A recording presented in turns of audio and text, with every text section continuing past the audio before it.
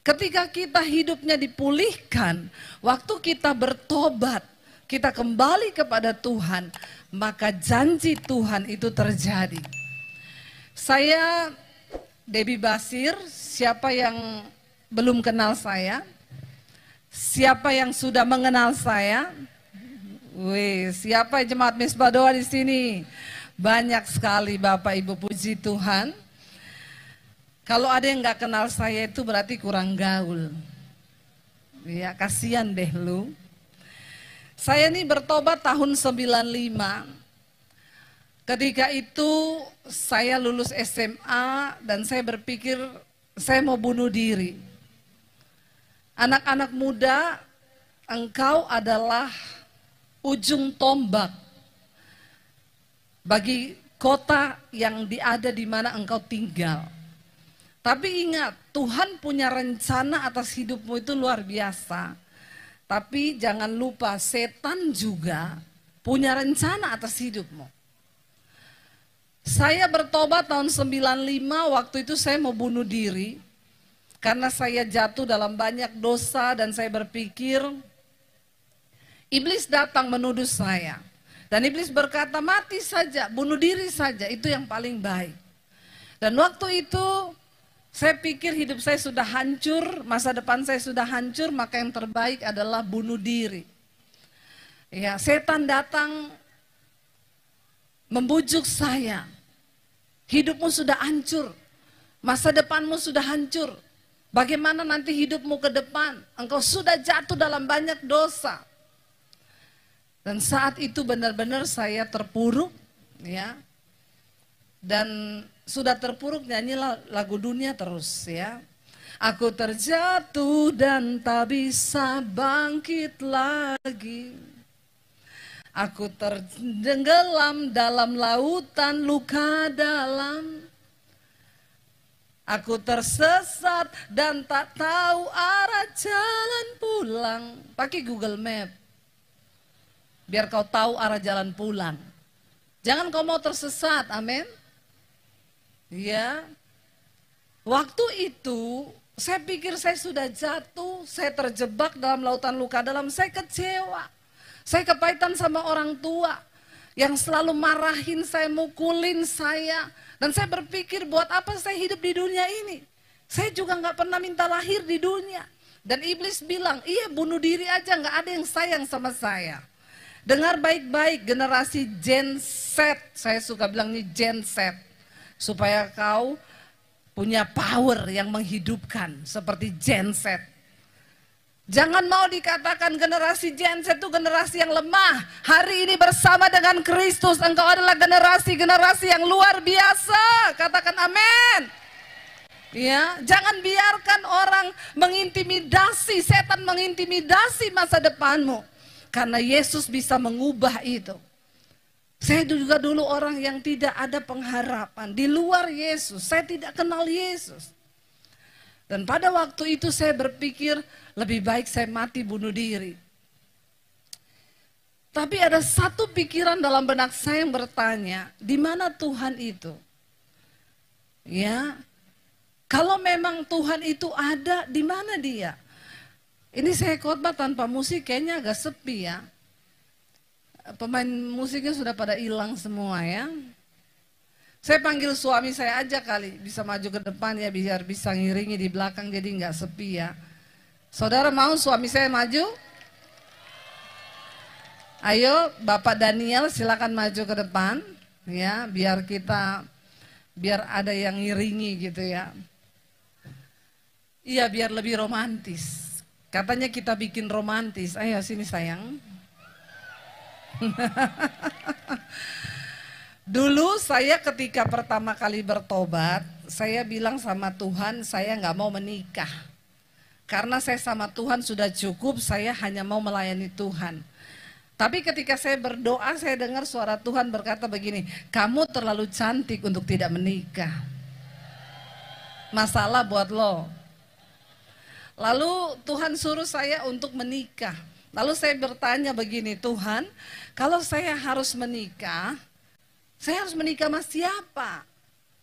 Masa depan saya sudah hancur, hidup saya sudah hancur, saya melakukan banyak dosa.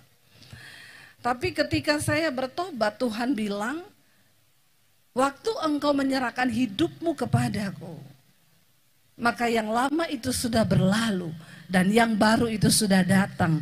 Engkau diciptakan menjadi ciptaan yang baru di dalam Kristus. Lalu saya mulai berdoa. Saya bilang sama Tuhan, oke Tuhan, kalau saya mau menikah, cuma satu tujuan pernikahan saya, yaitu untuk memuliakan nama Tuhan. Karena itu Tuhan kasih saya jodoh yang terbaik. Ya, anak-anak muda, jangan dulu pacaran kalau masih umur 20 ya. Apalagi 20 tahun ke bawah dilarang pacaran. Jangan dulu pacaran. Ya, buang tenaga, buang pikiran, buang pulsa. Jadi nggak usah pacaran. Kalau sudah mulai masuk 25, 26, mulai berdoa. Tapi jangan kelamaan juga. Karena di bawah 30 tahun, jodoh di tangan Tuhan. Di atas 30 tahun, Tuhan lepas tangan. Ya, enggak, Tuhan tetap campur tangan. Dan saya mulai berdoa, saya bilang, Tuhan, saya serahkan jodoh saya sama Tuhan. Dan ternyata saya dikasih yang terbaik. Ya, dan inilah suami saya yang luar biasa. Di belakang saya. Apa yang Tuhan perbuat itu dalam hidup kita waktu kita mau sungguh-sungguh. Singkat cerita, tahun 95 ketika saya mau bunuh diri, saya bertanya, Tuhan apakah engkau itu ada? Kalau memang Tuhan itu ada, siapa Tuhan itu sebenarnya? Dosa membuat hidup manusia itu terpisah dari Tuhan. Dan waktu kau terpisah dari Tuhan, maka malapetaka. Orang yang paling malang di dunia ini bukan orang miskin. Waktu kau miskin tapi kau punya Tuhan, kau masih bisa berbahagia. Tapi waktu hidupmu jauh dari Tuhan, sekalipun kau kaya, kau tidak punya Tuhan, kau tidak akan bisa pernah berbahagia. Akhirnya malam itu saya bertanya, siapa engkau Tuhan? Kalau memang engkau ada yang menciptakan saya, tunjukkan dirimu sebelum saya mati bunuh diri. Saya sudah tulis surat buat orang tua saya. Saya bilang saya minta maaf kalau saya ambil keputusan untuk bunuh diri. Karena tidak ada satu orang pun yang sayang sama saya. Saya tahu papi sama mami juga tidak sayang sama saya. Karena dari kecil saya hanya terima pukulan dan pukulan sampai biru-biru badan saya kalau dipukul. Tapi malam itu ketika saya bertanya, Tuhan, di mana engkau yang menciptakan saya? Firman Tuhan berkata, carilah Tuhan selama ia berkenan untuk ditemui. Berserulah padanya selama ia dekat. Dan ketika saya mencari Tuhan dengan hati dan iman, Tuhan menunjukkan dirinya. Malam itu, bulan Desember tahun 95, Yesus mendatangi saya di kamar saya. Dan itu titik balik dari hidup saya berubah.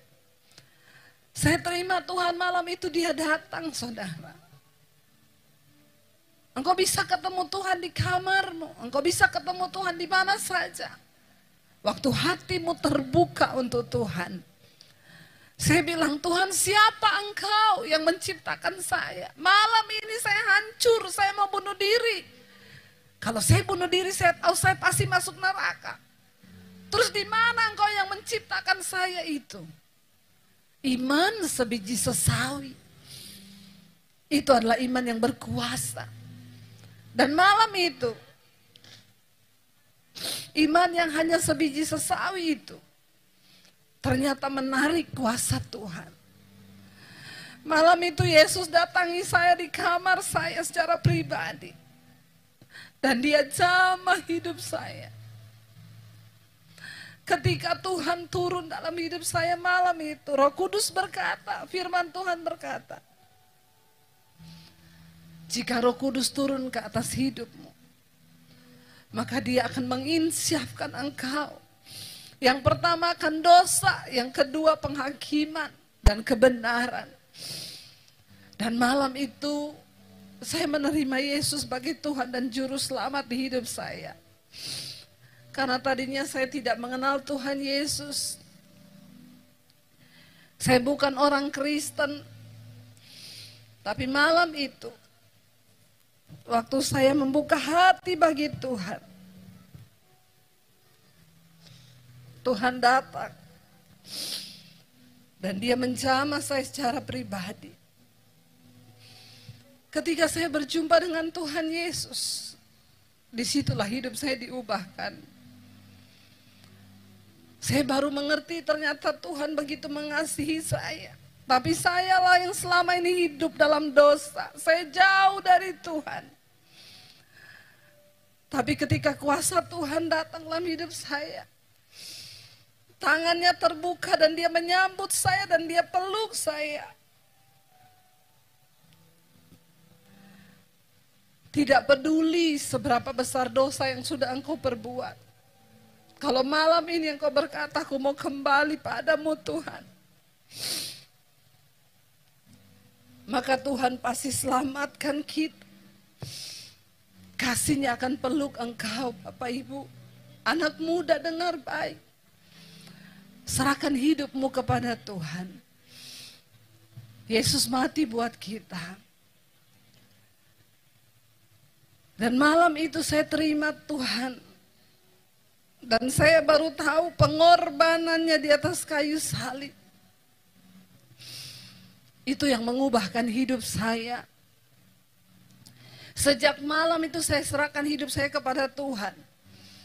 Dan itu titik balik. Hidup saya diubahkan Tuhan. Tidak ada lagi pikiran bunuh diri. Tidak ada lagi pikiran yang negatif dalam diri saya. Saya mulai berpikir untuk mengejar Tuhan, mengejar perkenanan Tuhan.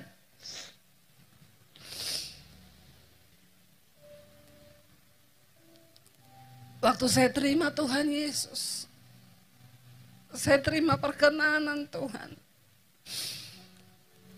Dan kasih Tuhan yang begitu luar biasa itu. Seperti pujian ini yang berkata, salib-Mu membuka mata kami Tuhan. Kita nyanyi bareng-bareng yuk. Salib-Mu membuka mataku, betapa berharga nilai hidupku. Menanggung semua dosaku, berikan hidupmu sebagai ganti dosaku. Bukan karena perbuatanku, anugerah yang selamatkanku. Angkat tangan. Yesus, apa arti hidupku? Bilang pada Tuhan, Kau tak berikan nyawamu yang terbaik Tuhan, Engkau beri bagi kami.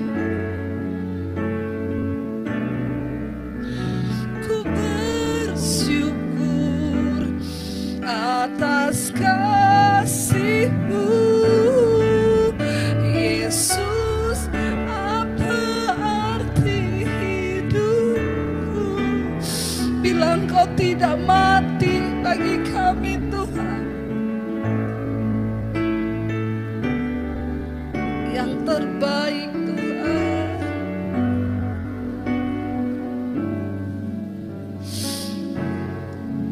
Amin.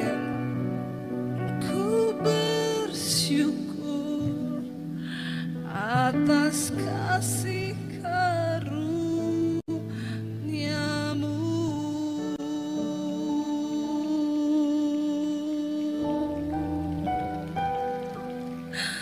Terima kasih Tuhan. Mari bersyukur saudara. Hadirat Tuhan ada di tengah kita malam ini. bilang terima kasih Tuhan karena Engkau mati bagi kami.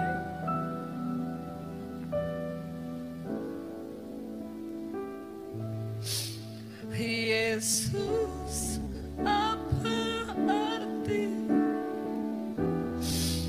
bila Kau tak berikan nyawamu Tuhan? Amin. Yang terbaik Tuhan, Kau beri yang terbaik buat kami Yesus. Atas kasih, lebih lagi bilang Yesus, apa arti hidup kami Tuhan bila Kau tak beri nyawamu bagi kami.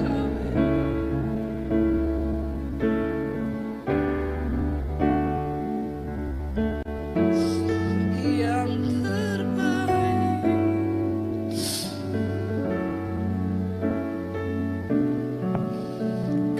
bersyukur atas kasih karunia-Mu.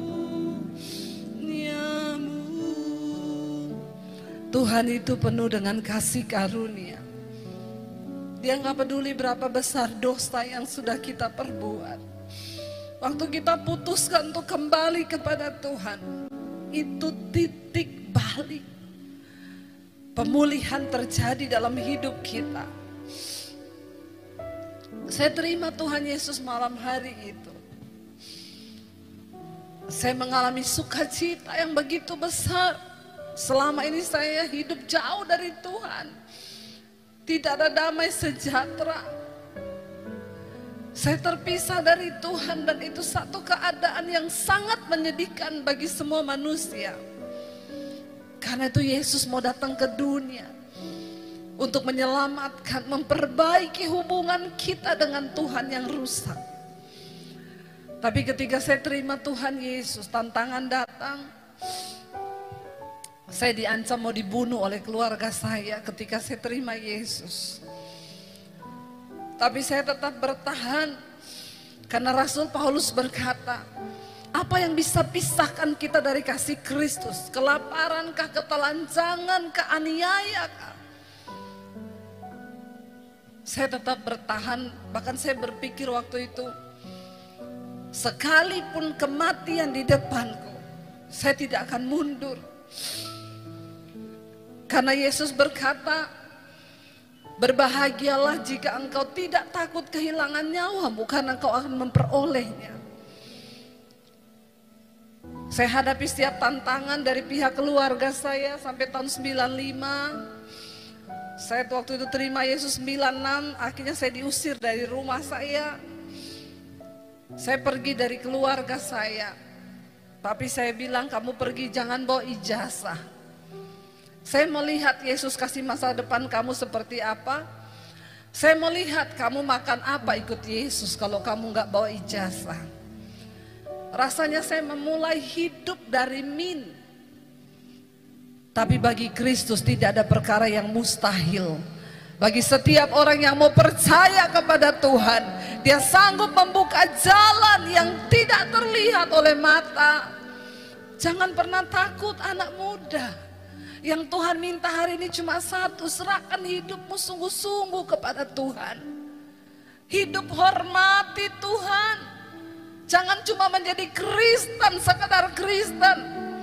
Halo orang Kristen yang ada di Palangkaraya, berdirilah menjadi orang-orang yang teguh dalam Tuhan. Dan berkata, Tuhan, kami mau menghormati Engkau di atas kota ini.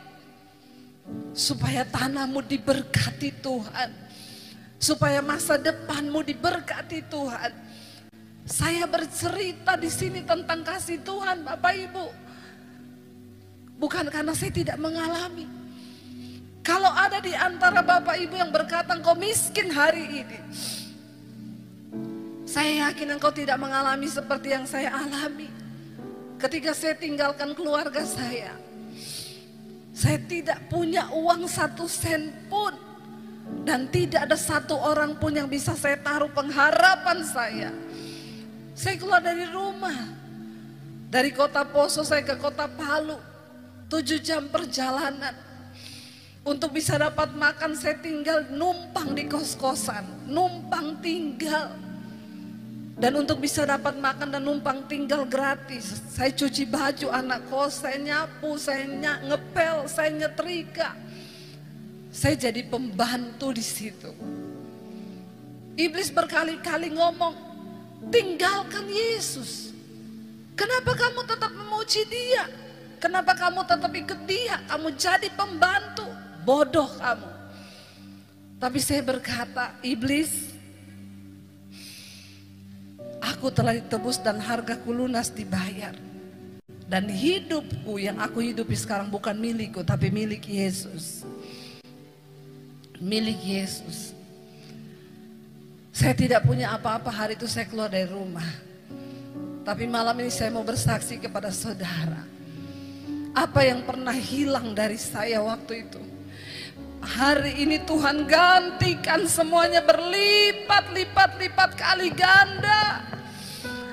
Dan apa yang hilang hari itu, saya pergi dari rumah gak bawa apa-apa. Hari ini saya mau bersaksi Bapak Ibu, Tuhan pulihkan semuanya. Hari ini saya beliin orang tua saya rumah di kota Palu. Saya beliin mobil baru buat mereka. Bahkan hari ini Tuhan pakai hidup saya bisa menjadi berkat. Bagi kota, bagi bangsa, bahkan bagi bangsa-bangsa. Siapa yang bisa lakukan itu? Bukan manusia. Tangan Tuhan yang kuat. Dia Yesus yang sanggup menolong hidup kita. Saya cuma mau bilang malam ini, ayo hormati Tuhan dalam hidup kita.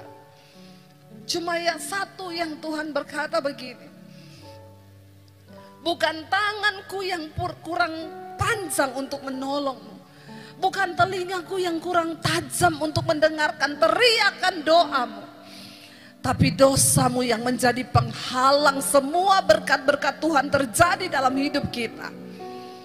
Karena itu malam hari ini saya mau sampaikan buat setiap orang percaya di kota ini. Dari gereja manapun engkau berada.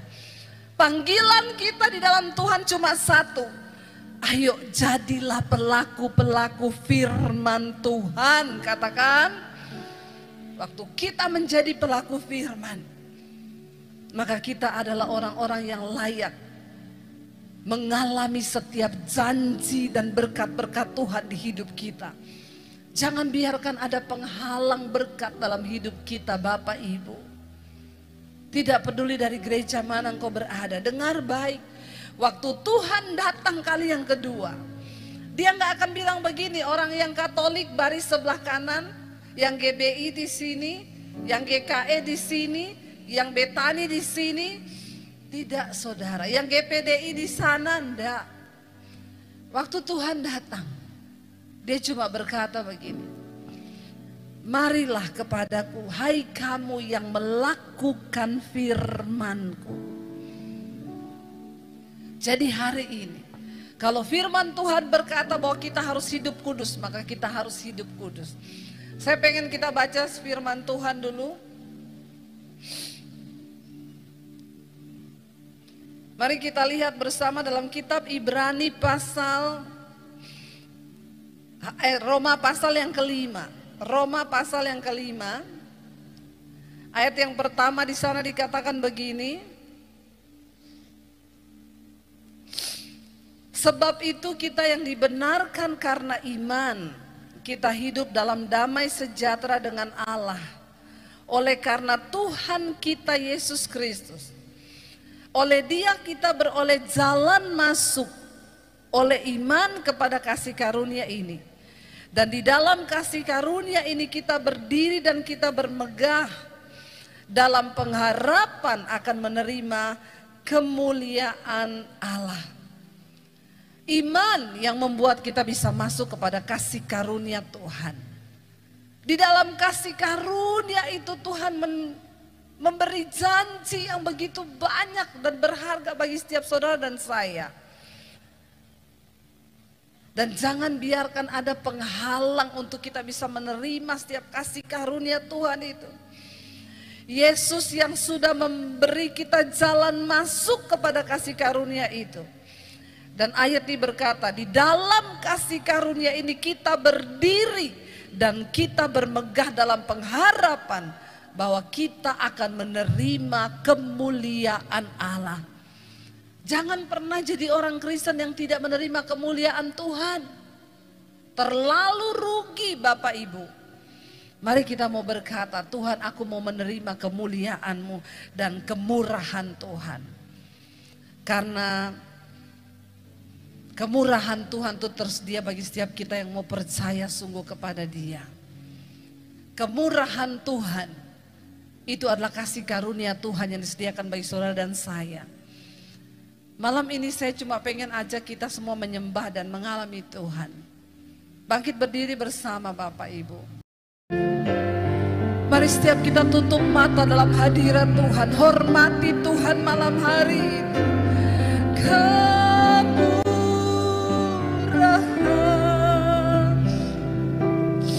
Angkat hatimu pada Tuhan. Serahkan hidupmu kepada Tuhan malam ini. Ini adalah titik balik. Bilang Tuhan, biar malam ini menjadi titik balik hidupku kepada Tuhan. Kami datang Tuhan, memberi hidup kami kepadamu Bapa. Mahalidah kami hanya memuji. Yes Lord.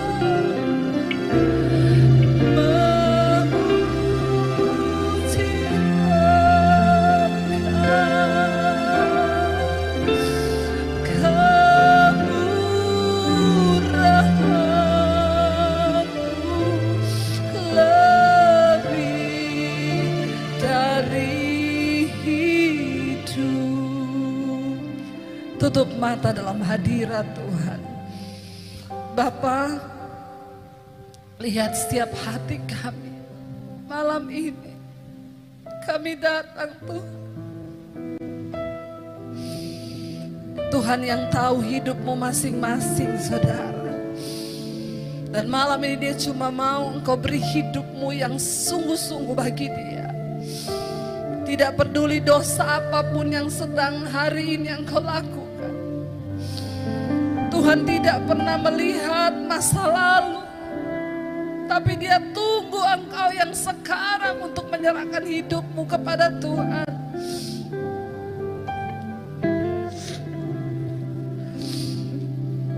Ini hidup kami Tuhan Yesus.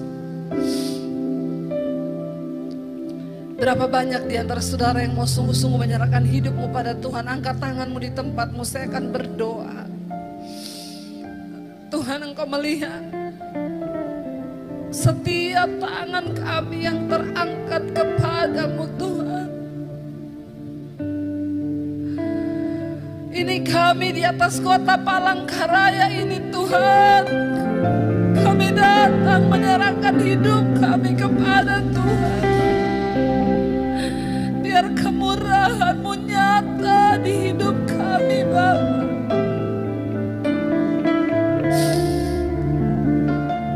Ya Yesus,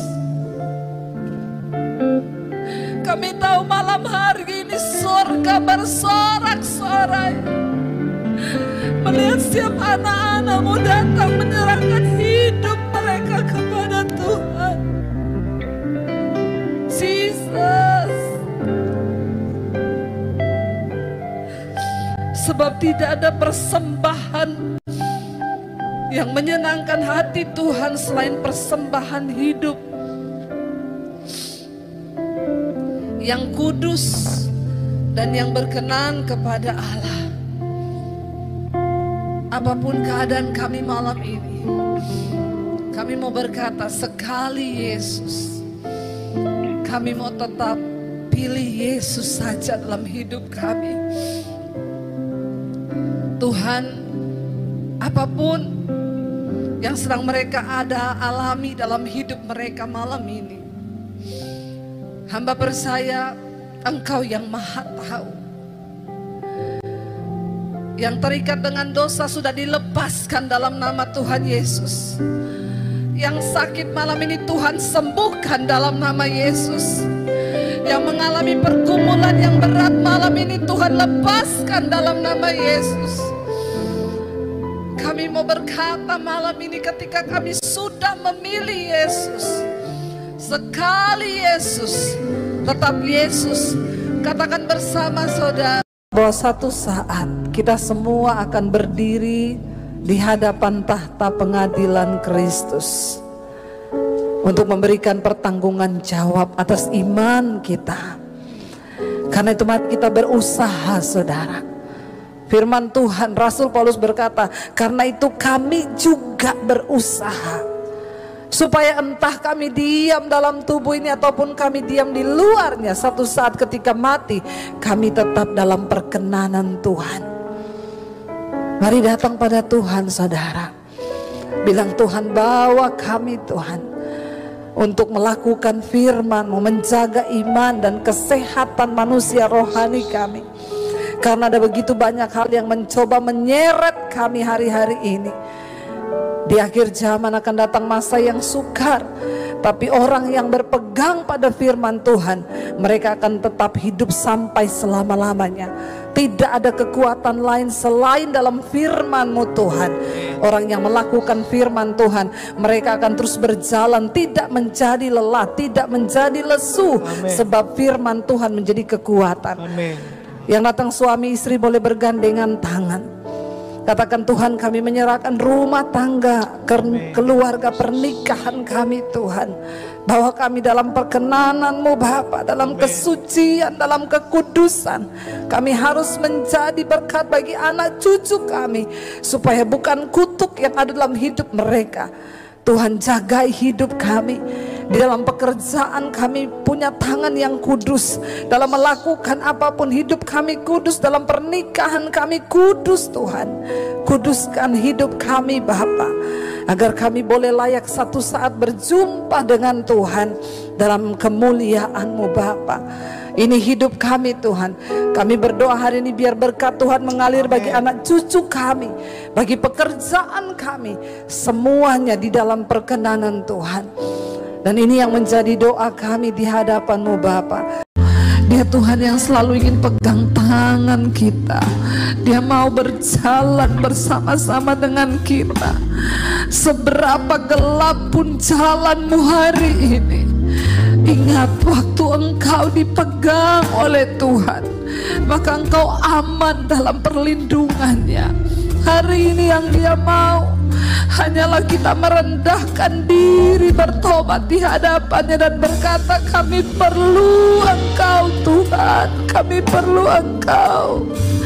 Ampuni Bapa kalau selama ini kami berjalan sendiri dengan kekuatan kami.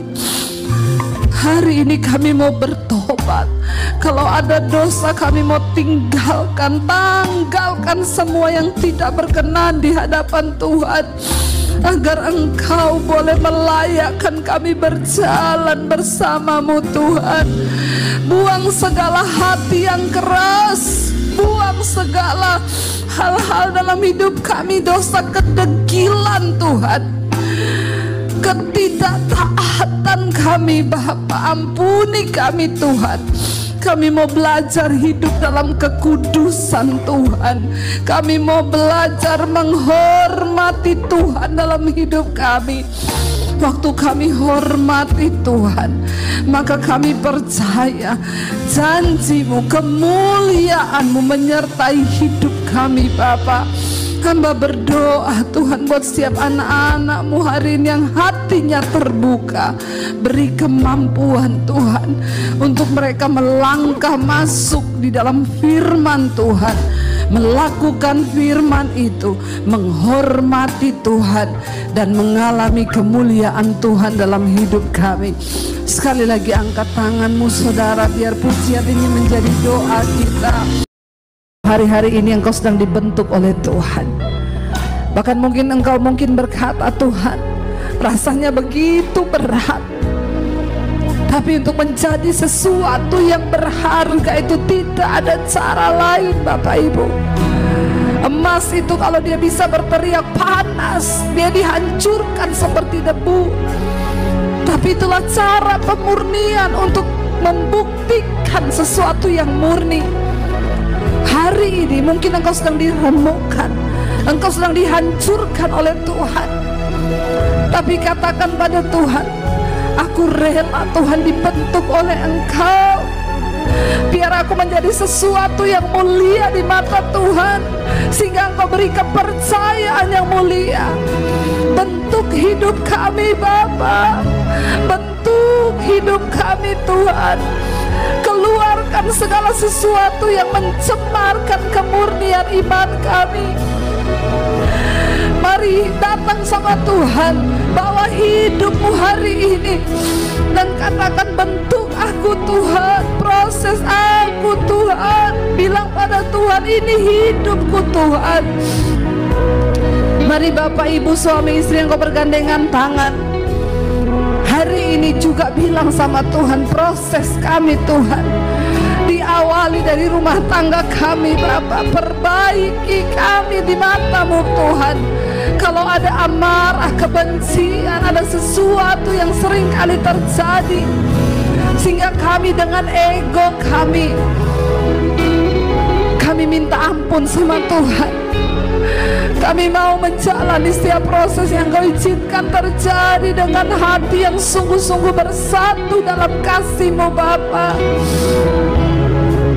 Kami mau tinggalkan segala dosa-dosa yang dapat mencemarkan kemurnian iman kami. Ampuni kami Tuhan, bawa rumah tangga kami semakin berkenan di mata Tuhan, agar anak cucu kami boleh melihat teladan iman, kemurnian itu dari hidup kami. Datang pada Tuhan hari ini saudara, dia meremukkan, dia mengasihi engkau, karena dia ingin sesuatu yang berharga keluar dari diri. Nilainya lebih berharga dari emas yang fana. Katakan di hadapan Tuhan sekali lagi, ampuni kami Tuhan, kalau sering kali kami sibuk menghakimi suami, istri, anak-anak, bahkan orang lain, tapi kami kurang memahami hati orang yang ada di sekeliling kami. Hari ini Tuhan, kuduskan juga hati kami, supaya kami menjadi orang-orang yang menyimpan segala sesuatu yang baik di hati ini. Kalau Engkau melihat dalam hati kami Tuhan ada sesuatu yang pahit, panas hati, iri hati, atau apapun itu penyakit hati, kami mau Tuhan selidiki kami, sembuhkan dan pulihkan hati kami Tuhan, supaya kami bisa mendengar Tuhan berbicara di hati kami. Biar Engkau dapati Tuhan kami menjadi orang yang berkenan kepada Tuhan. Di penghujung tahun ini kami mau bereskan semua hati kami, supaya kami masuki tahun yang baru dengan hati dan hidup yang baru, dengan berkat yang baru dari Tuhan. Lihat setiap kami Bapa, siapa yang menyelidiki hati, betapa liciknya hati, siapa yang mengetahuinya? Tuhan. Tuhan berkata, aku Tuhan yang menyelidiki hati dan batin manusia. Biar hari ini Engkau lihat hati kami Tuhan, lihat hati kami.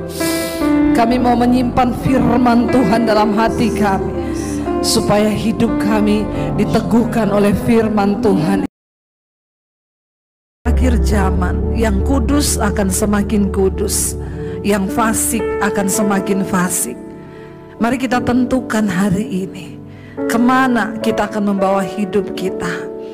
Firman Tuhan berkata, akan ada perbedaan di hari-hari yang terakhir.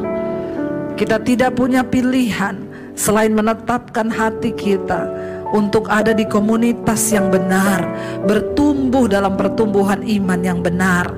Terima kasih Bapa. Hamba berdoa untuk setiap anak-anak-Mu yang hadir.